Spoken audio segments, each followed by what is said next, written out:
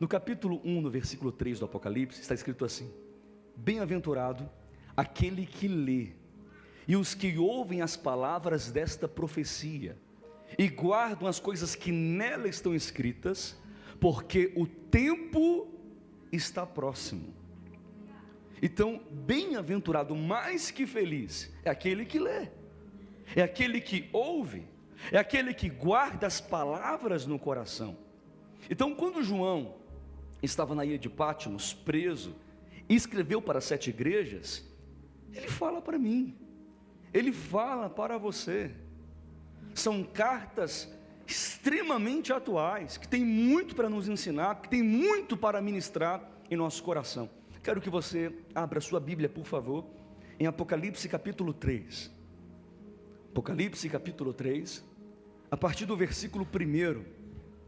Se você assim desejar, deixa aberto aí durante a pregação toda. Apocalipse, no capítulo de número 3, a partir do versículo 1, que é a carta para a igreja de Sardes. Apocalipse, no capítulo de número 3, a partir do versículo 1. Quem encontrou, diga amém. Diz assim a palavra de Deus: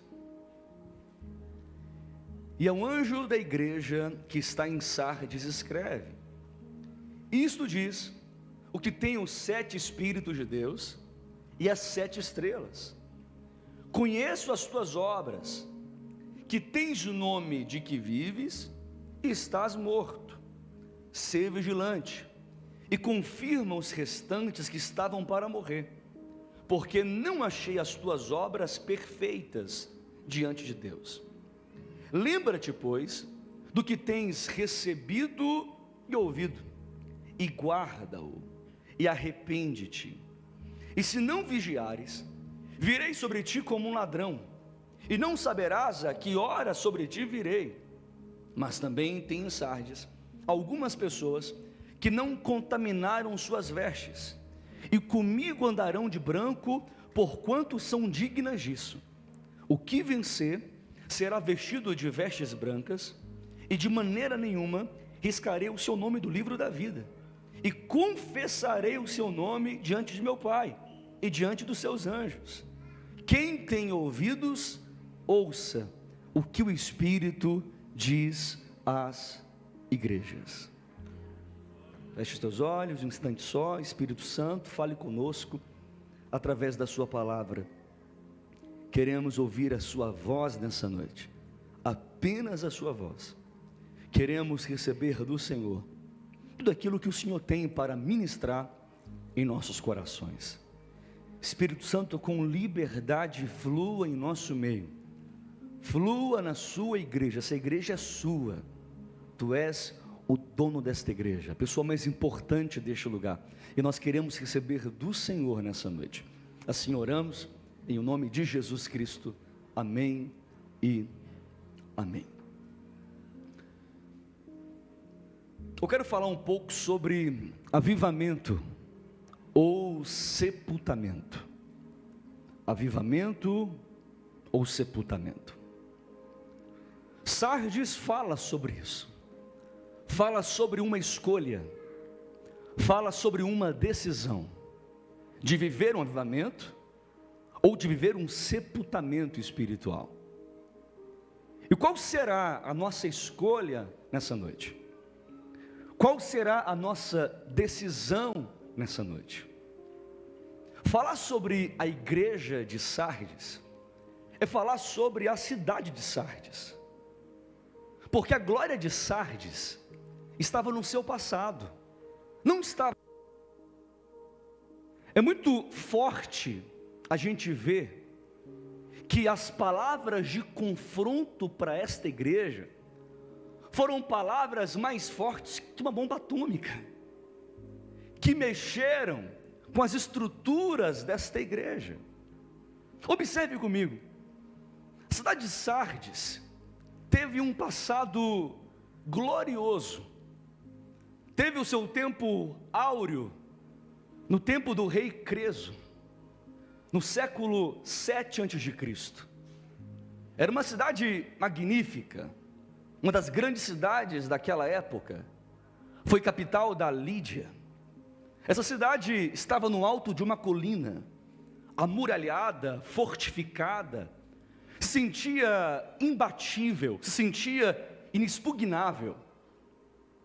Os habitantes de Sardes pensavam que jamais poderiam ser destruídos, que jamais poderiam ser derrotados.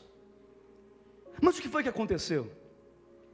Em 529 a.C., o rei Ciro da Pérsia, durante 14 dias, fica em volta da cidade, dando voltas na cidade, esperando uma brecha para entrar na cidade e dominá-la. O que aconteceu? Certa noite, os soldados de Sardes estavam dormindo, e o rei Ciro da Pérsia entrou com seus soldados e dominou a cidade, destruiu a cidade, reinou e governou nesta cidade. Mais tarde, Antíoco Epifânio, 218 a.C., a mesma forma, do mesmo jeito, entra na cidade por uma brecha, uma legalidade, destrói a cidade, domina a cidade. Então, quando Cristo, ele fala para Sardes, sede vigilantes, porque eu virei como um ladrão à noite, Sardes entendia muito bem o que era isso.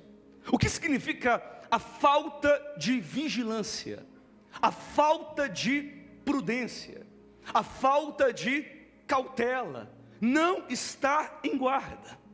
Então os membros dessa igreja compreenderam muito bem isso. A cidade de Sardes, ela foi reconstruída no período de Alexandre Magno e foi dedicada a deusa Cibele. Essa deusa, essa padroeira, essa divindade ou pseudo-divindade, era acreditada com o poder de dar vida aos mortos, de ressuscitar os mortos. Mas a verdade é que esta igreja, a igreja de Sardes, estava morrendo, e somente Jesus poderia trazer vida para esta igreja, poderia ressuscitar esta igreja, porque somente Jesus é o autor da vida. A história conta que no ano 17 depois de Cristo, a cidade de Sardes foi parcialmente destruída por um terremoto. Depois ela foi reconstruída pelo imperador Tibério. Quando João escreve esta carta para a cidade de Sardes e para a igreja de Sardes, Sardes era uma cidade muito famosa, como a igreja também era uma igreja muito famosa. A gente observa que quando João escreve esta carta para Sardes, Sardes era uma cidade totalmente degenerada, a sua glória estava no passado, e os habitantes de Sardes entregaram-se a uma vida de luxúria, a uma vida de imoralidades, a igreja tornou-se como a cidade. Em vez de influenciar, foi influenciada. Era como o sal sem sabor, era como uma candeia escondida. A igreja tinha aparência de vida, mas na verdade estava morta. Tinha vida diante dos homens, mas não tinha glória diante de Deus. Tinha pompa, mas não tinha Pentecostes. Tinha exuberância de vida, mas na intimidade estavam cheios de lepra. A verdade é que essa igreja, a igreja de Sardes, não era nem perigosa e nem desejável para a cidade de Sardes. Então analisa comigo esse contexto. Uma igreja que tinha obras, mas que não tinha dignidade. Uma igreja que tinha performance, mas não tinha integridade. Uma igreja que tinha fama, mas não tinha vida. Uma atmosfera espiritual sintética substituía o poder de Deus nesta igreja, substituía a genuína presença do Espírito Santo por algo simulado. A igreja estava caindo neste torpor espiritual e precisava de um avivamento. É uma verdade.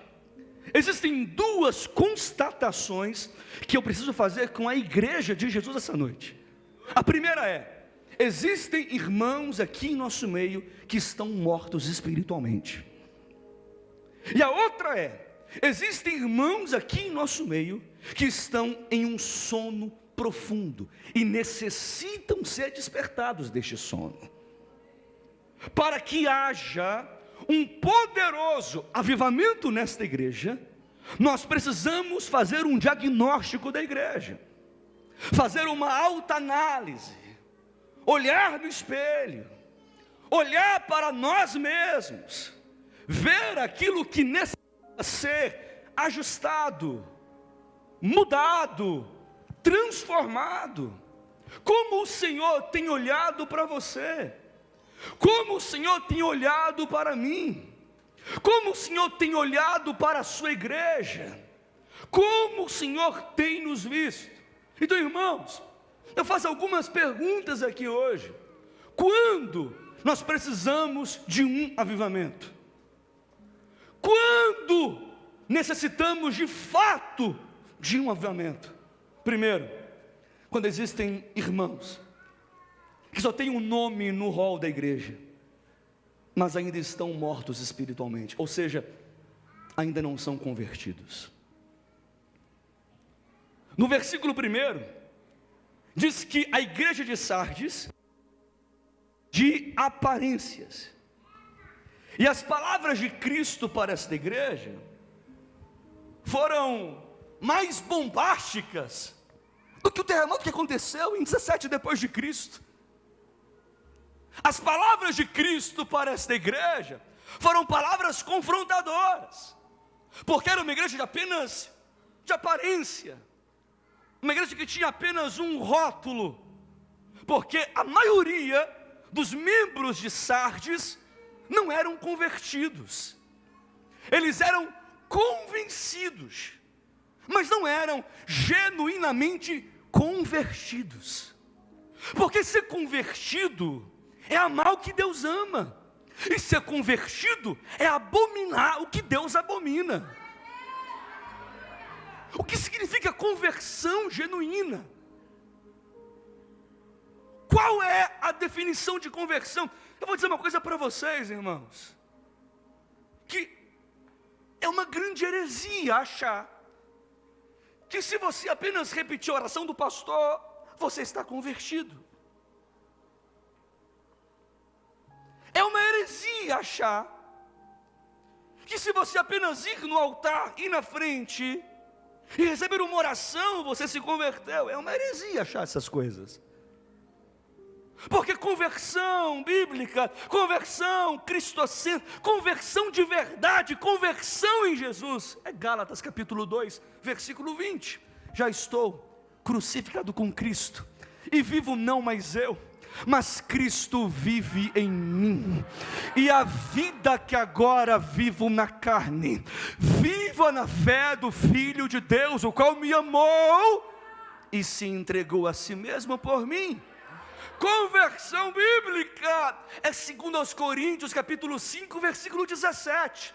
Assim que se alguém está em Cristo, nova criatura é. As coisas velhas já se passaram, e eis que tudo se fez novo.